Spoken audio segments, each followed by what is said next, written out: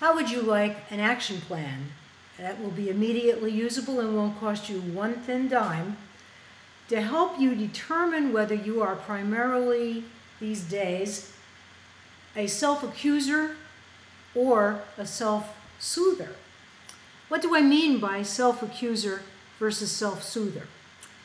Well, let's say you have a first date with someone and you have thought all day long how important it is for you to take along a map, to check out where this place is geographically, and leave plenty of time so there won't be rush and stress and concern about whether the red lights are red or green,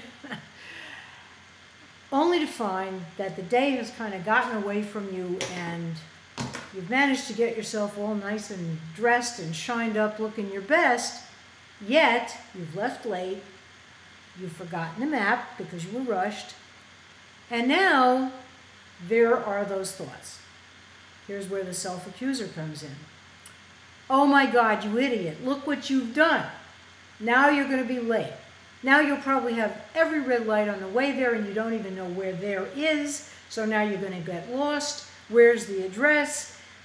This person's going to think I'm a loser to begin with by the time I get there. You see where I'm going with this? The downward spiral, which gets you quickly into the sub-basement of consciousness.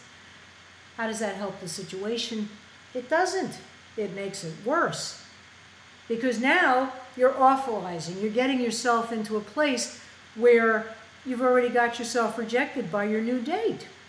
And this, of course, can be applied to virtually anything that we do in life, from taking out the garbage to applying for a new career position, to relocating, to starting a new hobby, where instead of saying, wow, what an opportunity to learn something new and step out of my comfort zone, what an adventure this can be, that's self-soothing, self-encouraging, self-uplifting, you say, oh, I can't do that. I had no talent for that, and I'm not really that interested anyway, and why bother, and I'll just stay home and watch the same rerun I've watched at least 20 times of Seinfeld or Frasier or whatever. Sound familiar? We all know that one. Because we're all human, and we've all been there. And almost invariably, we've had people in our lives where we've internalized a voice that says, you're terrific, you're amazing, you can do anything. You're God's gift to the world. And that's the voice where we feel seen and loved and accepted. And that's the voice, by the way, that we want to have internalized. All too frequently, we've also had maybe a bully or two in our lives. We've had family members who, when we were very young children, were unhappy with their lives, were impatient, didn't have the most marvelously developed communication skills, and often said things to us in a tone and in a way and with body language that said, you're no damn good and you never will be.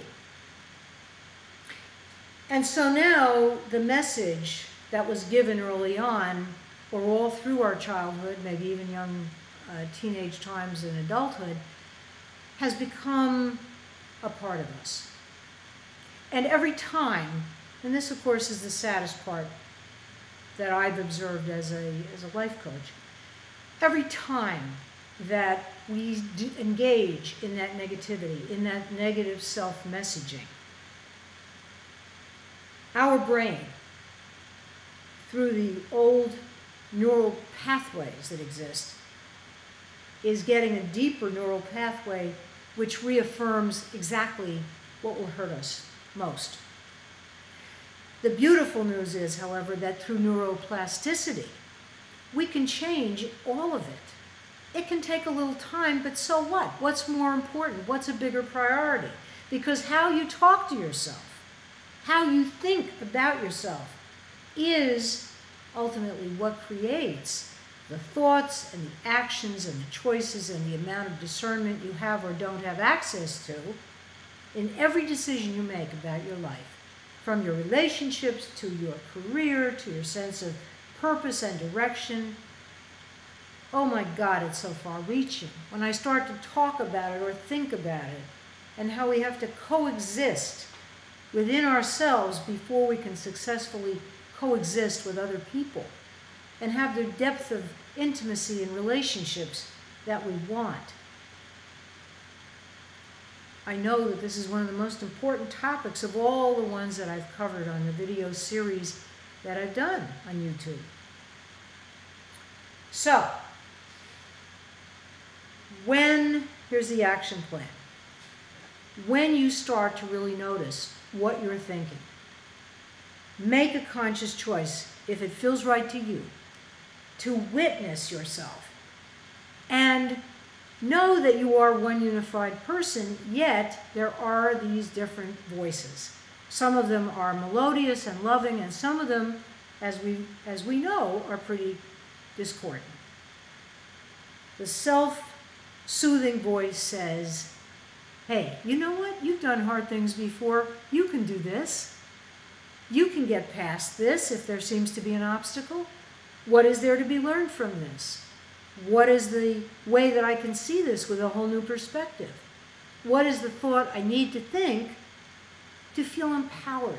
How can I empower myself? Those are questions to ask.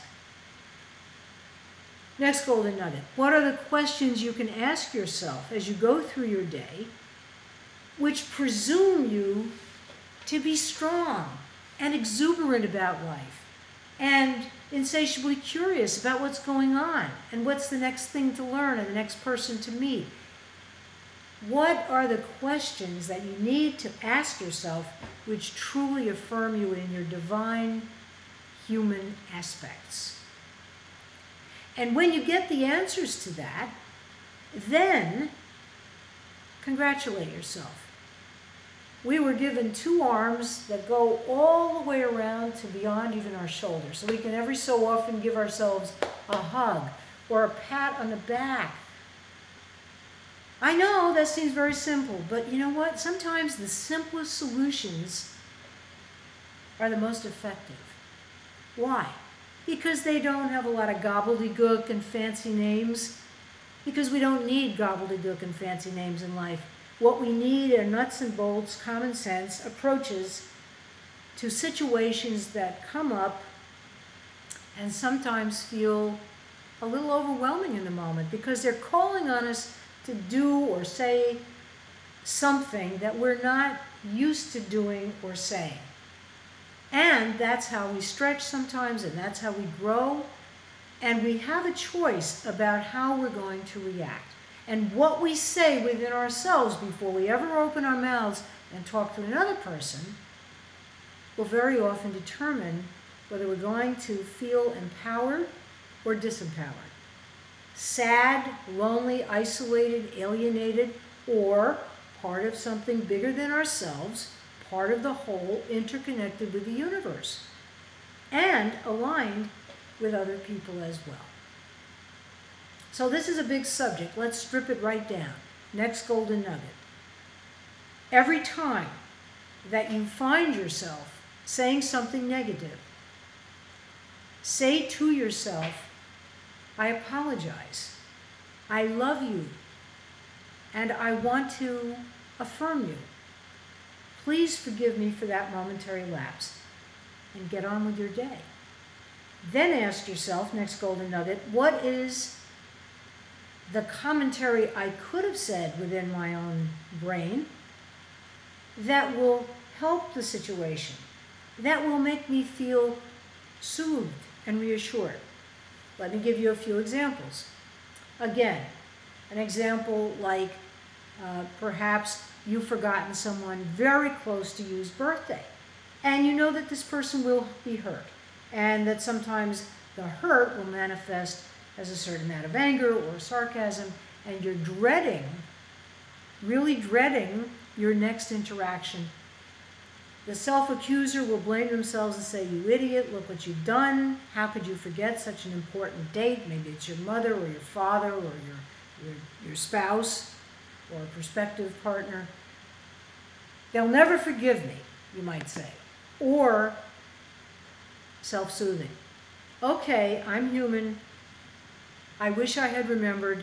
I'm going to take this action. For example, writing down a master list of all the people's birthdays who are really significant in my life,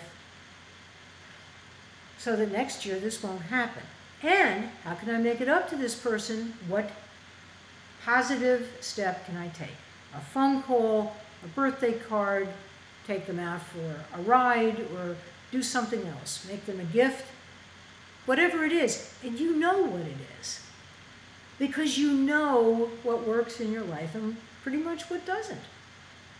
So it always comes back to, how can I witness without judgment whatever it is that's happening in my life, and then find the most constructive way to deal with it, rather than draining my energy by being nasty to myself, treating myself in a way that denigrates, and in a way that I would never speak to anybody else. We have to love ourselves enough to treat ourselves like our own closest friend. Because I don't care how much time you spend in the company of your coworkers, your dearest friends, your family,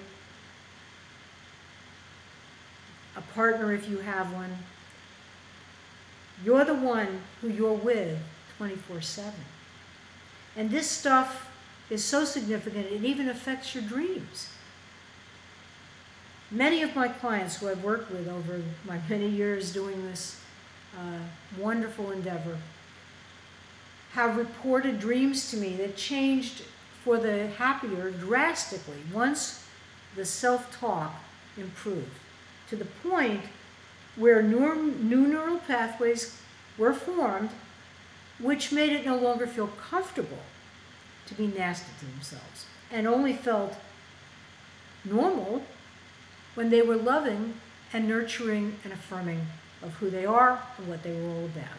In my own life, it's gotten to the point where I can't go more than 5 or 6 minutes being anything less than kind to myself before I stop myself, literally take a deep breath, think of the 46th Psalm, peace, be still and know. And I do stop myself and I say, is there anybody on earth you would speak to this way? No, there isn't. Well, then how else could you be speaking to yourself? Don't you think you deserve at least as much respect as you give a stranger on the street? The answer is always, these days, I'm happy to report, yes. I am deserving of love. I am deserving of respect. I am deserving of embracing the exuberant, beautiful life that I have. I am all that. I really am. And so are you. So my hope is today that as you do these action plan steps, you will start to really notice with some degree of regularity where you're helping yourself and where you might inadvertently be hurting yourself. There's no longer any need to sabotage any part of your life, your love life, your career life, your health, your well-being generally, your finances, if you will pay attention to the talk that goes on and not let that ego mind, that monkey mind, whatever crazy name you want to give it, ride roughshod over you. I'm Beverly Banov Brown, and I hope this leaves you with something to seriously consider. Please don't hesitate to leave me a commentary, leave me a like if you've enjoyed any part of this. Even if you disagree completely with me, I hope it's given you something to think about and bounce off of. And subscribing to my channel, Beverly Banov Brown M.S., also might be a good idea, because the topics that I'm making videos on right now have very definite applications in all aspects of your life. Bye for now.